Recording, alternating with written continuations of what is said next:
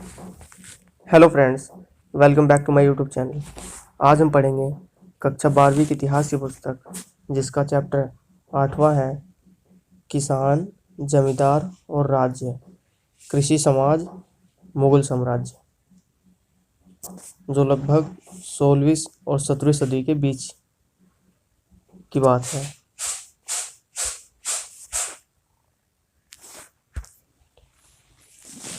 खेती हर समाज की बुनियादी इकाई गांव थी। खेतीहर कौन थे? किसान। जो खेतीहर समाज की बुनियादी इकाई थी, जो बेसिक नीड थी, वो कौन थी? किसान, जिसमें किसान रहते थे। कृषि इतिहास के मुख्य स्रोत, जो किसानों के इतिहास के मुख्य स्रोत हैं, वो क्या है? मुगल दरबार की निगरानी में लिखे गए थे।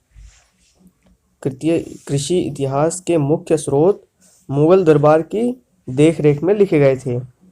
गुजरात, महाराष्ट्र, राजस्थान व ईस्ट इंडिया कंपनी के दस्तावेज भी इसी काल के स्रोत हैं।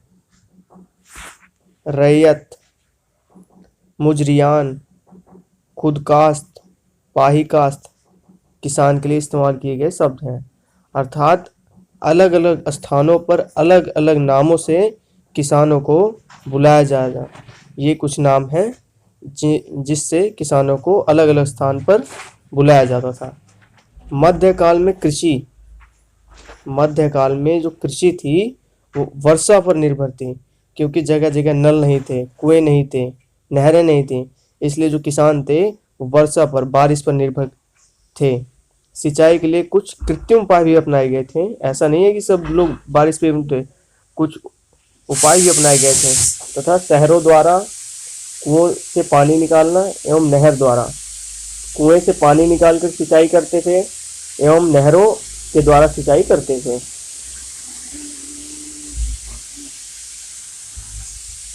मध्यकालीन भारत में खेती सिर्फ गुजारा करने के लिए ही नहीं की जाती थी, बल्कि स्रोतों में हमें अक्सर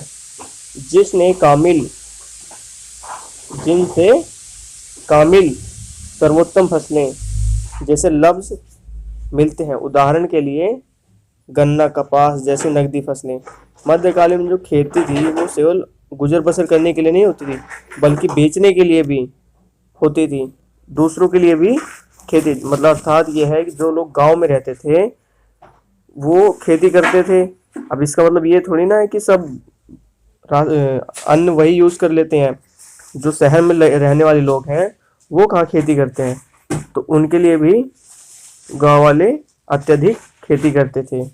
टमाटर, आलू, मिर्च जैसी सब्जियां, अनाज एवं पपीते भारत में दूसरी दुनिया से लाए गए।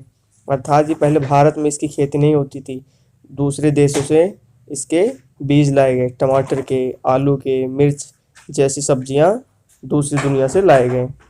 ग्रामीण समुदाय के 3 घटक थे। जो ग्रामीण समुदाय था उसके 3 घटक थे। कौन कौन से?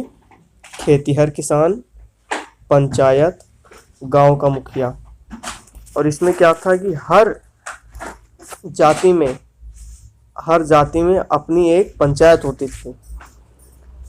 जो गांव था, गांव में हर एक जाति में अपनी पंचायत होती थी।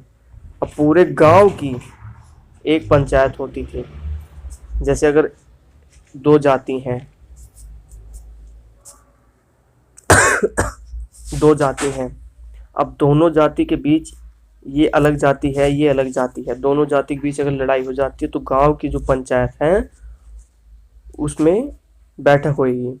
जैसे एक ही जाति में अगर कुछ बात हो गई तो जाति की पंचायत उसको सोल्व करेगी, जिसे मुकदमा या मंडल कहा जाता था। जिन गांव में कई जातियों के लोग रहते थे वहां अक्सर पंचायत में विविधताएं पाई जाती थी। जिन गांव में कई जातियों के लोग, वहां अक्सर गांव में पंचायत पाएगी, क्योंकि गांव के जो मुखिया होते थे वो अपनी जाति के लोगों को सपोर्ट करते थे, इसलिए वहां पे विविधता पाई जाती। ग्राम पंचायत के अलावा जो ग्राम पंचायत तो थी ही, उसके अलावा शहर की हर जाति की अपनी पंचायत होती थी। गांव की तो होती थी, शहर की भी पंचायत होती थी। ग्रामीण समाज में किसानों और दस्तकारों के बीच फर्क करना मुश्किल होता था। कृषि समाज में महिलाएं मर्दों के साथ, जो कृषि समाज है उसमें जो औरतें हैं मर्दों के साथ कंधे से कंधा मिलाकर खेतों में काम करती हैं। जैसे बुआई करती हैं, बीजों की बुआई करती हैं, निराई करती हैं और कटाई के साथ साथ पकी हुई फसलों से दाना भी निकालने का काम करती हैं। अर्थात जो गांव की महिलाएं थीं वो मर्दों के साथ हर काम में उनकी सहायता करती थी, खेती से लेकर फसलों से दाना निकालने तक।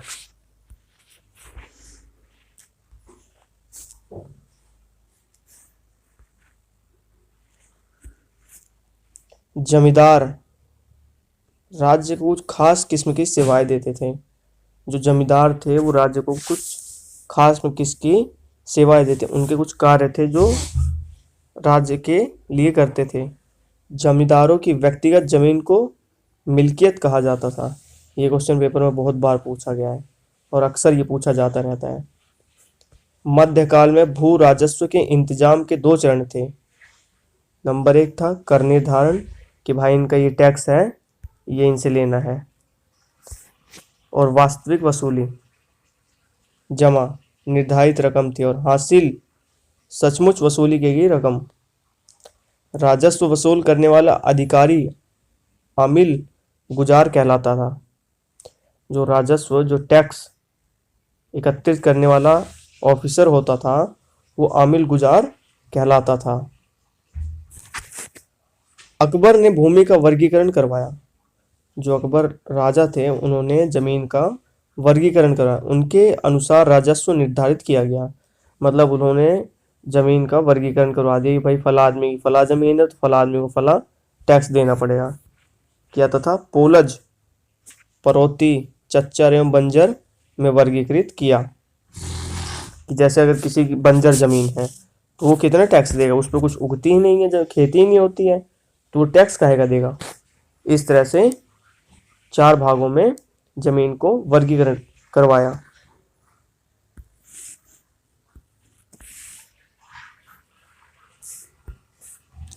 अकबरनामा अकबर के काल का अबू फजल द्वारा 3 जिल्दों में रचा गया इतिहास है। अकबरनामा बहुत प्रसिद्ध है, ऐतिहासिक दस्तावेज है। आईने अकबरी इसी का एक भाग है। जो आईने अकबरी है उसका एक भाग है अकबरनामा, जो 3 जिल्दों में लिखा गया है। 5 भाग दफ्तरों में संकलित आईने में अकबर के दरबार, आइन में अकबर के दरबार, प्रशासन, सेना का संगठन, राजस्व के स्रोत, प्रांतों का भूगोल, लोगों के साहित्य, सांस्कृतिक एवं धार्मिक रिवाज का विवरण किया गया है।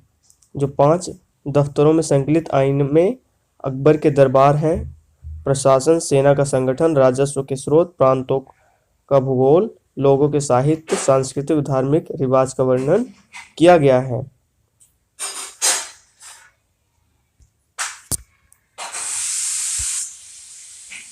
आइन में जोड़ संबंधित गलतियां तथा संख्यात्मक आंकड़े में विषमताएं पाई गई हैं।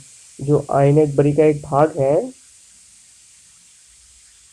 जो आइन अकबरी ऐतिहासिक बुक है, उसमें जोड़ संबंधित गलतियां अर्थात जोड़ में गलतियां पाई गई हैं, संख्यात्मक आंकड़ों में विषमताएं पाई गई हैं, जिससे ये साबित होता है कि पहले की गणित में कुछ कमियां पाई गई हैं। इसी के साथ इस वीडियो को यहीं एंड करते हैं। अगर आपको हमारी वीडियो अच्छी लगी है तो लाइक, कमेंट, शेयर करें।